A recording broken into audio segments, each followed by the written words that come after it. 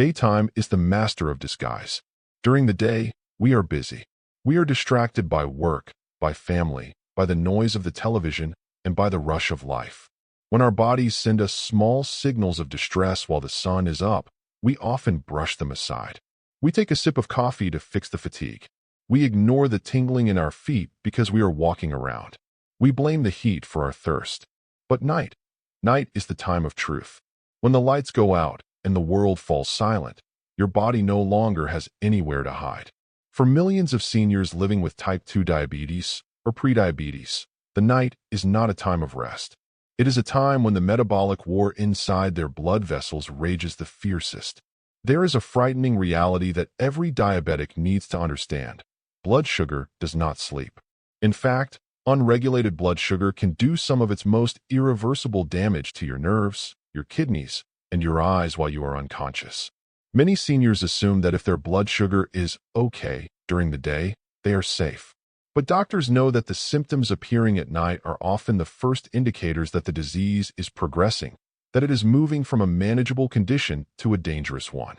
In this video, we are going to shine a light on 6 specific signs of worsening diabetes that appear almost exclusively in the dark.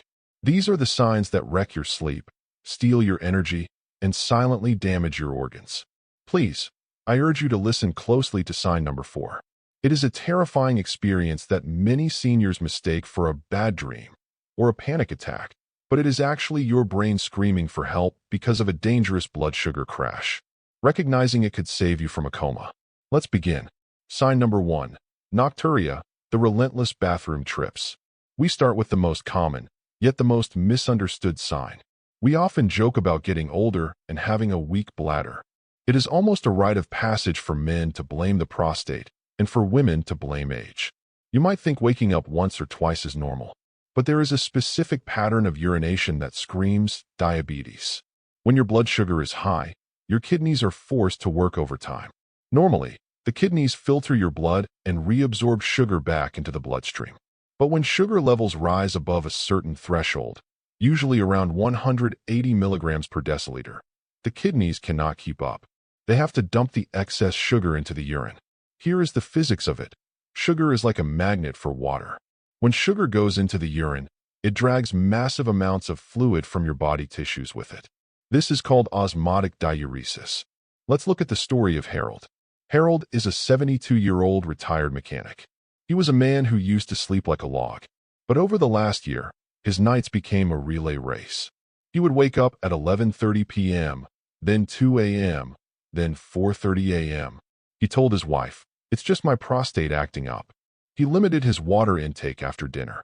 He stopped drinking tea. Yet, the urge persisted. He wasn't just trickling. He was producing large amounts of urine every single time. Harold didn't know that his body was trying to save him. His blood had turned into a thick, sugary syrup. His kidneys were frantically trying to dilute that syrup by flushing water out of his system. By the time Harold saw a doctor, he was chronically dehydrated and his kidney function was declining. It wasn't his bladder that was the problem, it was his blood. If you are waking up more than twice a night to urinate, and the volume is high, do not assume it is just old age. Ask yourself, is my body trying to flush something out? Sign number 2, the cotton mouth and unquenchable thirst. This sign goes hand in hand with the first one, but the sensation is unique and deeply uncomfortable. Have you ever woken up in the middle of the night with a mouth so dry that your tongue feels like a piece of sandpaper? You feel like you have been walking in the desert for days. You reach for the glass of water on your nightstand, you drink the whole thing, but 10 minutes later, you are thirsty again. This is not normal thirst. This is polydipsia, a direct biological response to the high blood sugar we just discussed. Because your kidneys are pulling so much fluid out of your cells to make urine, your cells are literally drying out like raisins. Your brain senses this cellular dehydration and triggers an intense, primal alarm for water. Consider Betty, a 68-year-old grandmother. Betty started keeping a large water bottle by her bed. She joked with her friends that she was staying hydrated for beauty. But deep down, she was annoyed. The dryness was so bad it would wake her up from a deep sleep. Her lips were cracking. Her throat felt sticky. She ignored it because she thought, well, drinking water is healthy, isn't it? But this cycle, drink, pee, drink, pee, is the vicious cycle of uncontrolled diabetes. Betty's blood sugar was averaging 250 milligrams per deciliter at night. Her body was desperate to dilute the sugar. By ignoring this sign, she allowed the sugar to continue damaging her delicate blood vessels for months. If you find that a normal glass of water doesn't satisfy you at night, or if you wake up with a tongue that feels swollen and dry, this is your body waving a red flag of dehydration caused by hyperglycemia. Sign number 3. Burning, tingling, or electric feet. This is perhaps the most painful and debilitating sign of all. It is the hallmark of diabetic peripheral neuropathy. Why does it happen at night? During the day, your brain is distracted. You are walking, talking, watching TV. These activities create sensory noise that drowns out the pain signals from your feet. But at night, when you lie still and the room is quiet, there are no distractions. The brain turns up the volume on your feet. High blood sugar damages the coating of the nerves, myelin sheath, and the tiny blood vessels that feed them. The nerves begin to misfire. Let's talk about James, 75 years old. James described the feeling to his doctor as walking on broken glass or ants biting my toes. But the worst part was the heat. He would get into bed and his feet would feel like they were on fire. He couldn't stand the weight of the bedsheet touching his toes. He would kick the covers off, letting his feet hang over the edge of the bed to cool them down. His wife complained that he was restless, but James was in agony. He bought cooling creams. He took magnesium. Nothing worked. He thought it was just poor circulation or arthritis. But arthritis causes aching in the joints. Neuropathy causes burning in the skin and nerves. James didn't realize that the sugar in his blood was slowly killing the nerves in his extremities. This is a progressive condition. It starts with tingling, turns to burning, and eventually can lead to complete numbness, where you might step on a tack and not even feel it, leading to infection and amputation. If you hate the feeling of sheets on your feet, or if your feet burn only at night, this is not a foot problem. This is a blood sugar problem destroying your wiring. Before we move to sign number 4, which is the terrifying nightmare symptom I warned you about, I want to pause for a moment. We often spend hours planning our finances, worrying about our retirement funds, or planning trips to see the grandchildren. But we rarely spend time planning for the silent threats inside our own veins. Diabetes is a thief. It steals your sleep, it steals your comfort, and if left unchecked, it steals your independence. But it doesn't have to be this way. Recognizing these signs is the first step to taking back control.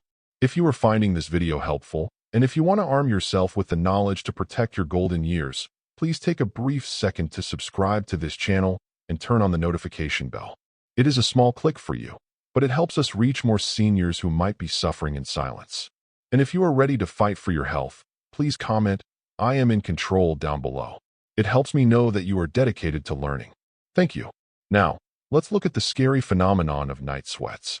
Sign number 4, night sweats, nightmares, and confusion, nocturnal hypoglycemia. Most of the signs we have discussed so far are caused by high blood sugar, hyperglycemia.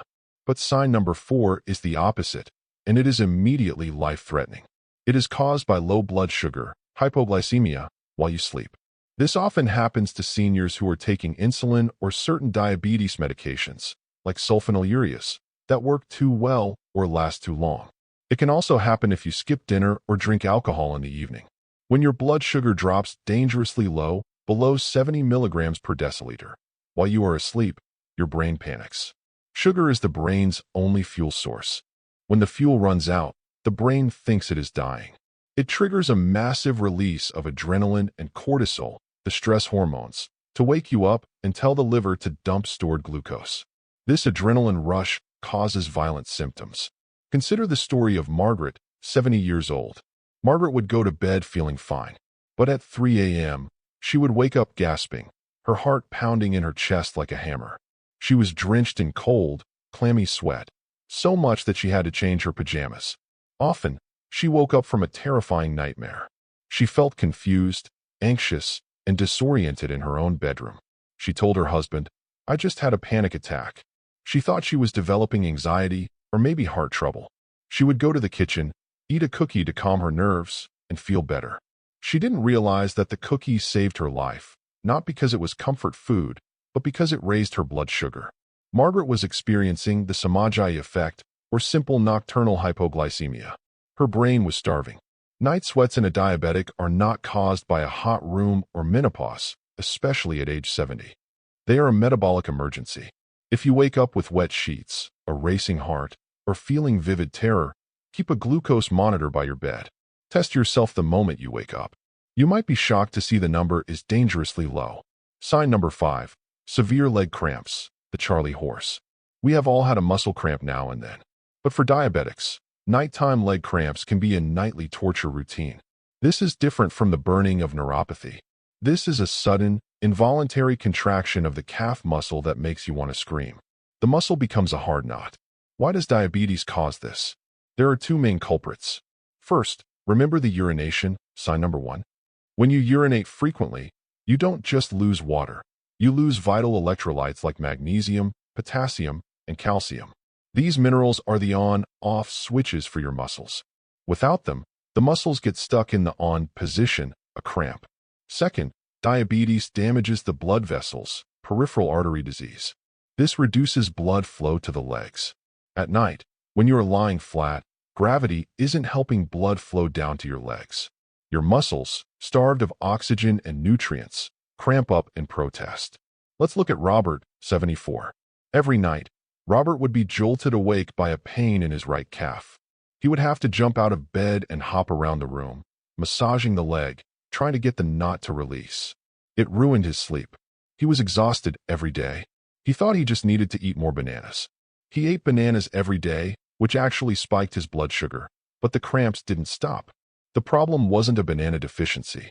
The problem was that his high blood sugar was acting like a diuretic, stripping his body of magnesium, and plaque was building up in his arteries. If you are dancing around your bedroom at 2 a.m. rubbing your leg, your diabetes is messing with your body chemistry. Sign number 6. Sleep apnea and loud snoring, the metabolic loop. This final sign is not just a symptom of diabetes. It is also a cause. It is a deadly feedback loop. There is a massive, undeniable link between type 2 diabetes and obstructive sleep apnea, OSA.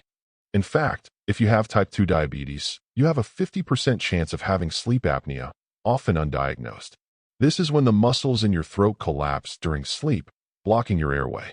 You stop breathing for 10, 20, or 30 seconds. Your brain senses the lack of oxygen and jolts you awake just enough to gasp for air. This can happen hundreds of times a night. Let's talk about Linda, 69. Linda didn't know she had a problem, but her husband moved to the guest bedroom because her snoring was shaking the walls. He told her, "Linda, sometimes you go silent for a long time, and then you make a huge choking sound." Linda woke up every morning with a headache and a dry throat. She felt tired all day, often falling asleep in her chair after lunch. She blamed her weight and her age. But here is the diabetes connection. Every time Linda stopped breathing, her oxygen levels dropped. This caused a spike in stress hormones, cortisol. Cortisol creates insulin resistance. This means that her sleep apnea was actually making her diabetes worse, and her diabetes, which promotes weight gain and inflammation, was making her sleep apnea worse. It is a vicious cycle. Linda's blood sugar numbers were always high in the morning, even though she didn't eat overnight. It was the stress of suffocating all night long that spiked her sugar.